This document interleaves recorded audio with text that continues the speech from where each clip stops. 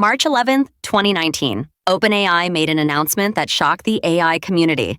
They were creating OpenAI LP, a new capped profit company. Here's how it worked. OpenAI would remain controlled by a nonprofit board, but could now raise venture capital by offering investors returns, capped at 100 times their investment. If you invested $1 million, you could eventually receive up to $100 million in returns. But any profit beyond that cap would go to the nonprofit for the benefit of humanity. In theory, this balanced competing interests. Investors could make substantial returns, funding the company's growth, but profit wasn't the ultimate goal.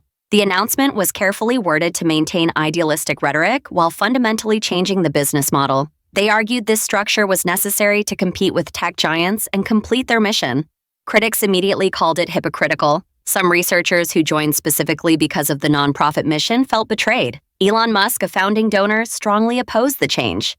By February 2018, he'd already left the board, reportedly over disagreements about direction. The shift to capped profit vindicated his concerns.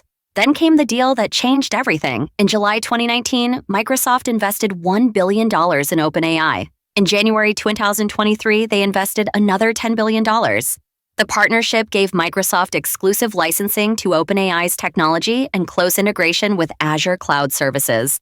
This partnership was brilliant strategically.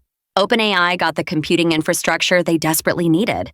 Microsoft got access to cutting-edge AI that could revitalize their products, but it contradicted OpenAI's founding promise. They'd created the nonprofit specifically to prevent one tech giant from controlling advanced AI.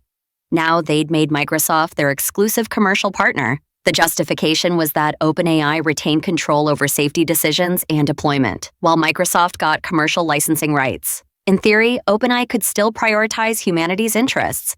In practice, it created a complex entanglement where Microsoft's interests inevitably influenced OpenAI's decisions.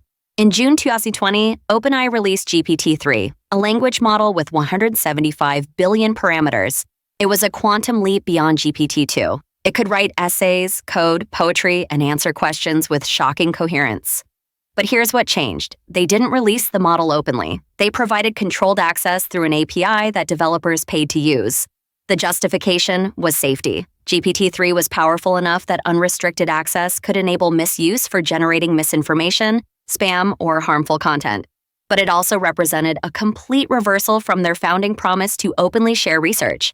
The open in OpenAI was becoming increasingly ironic.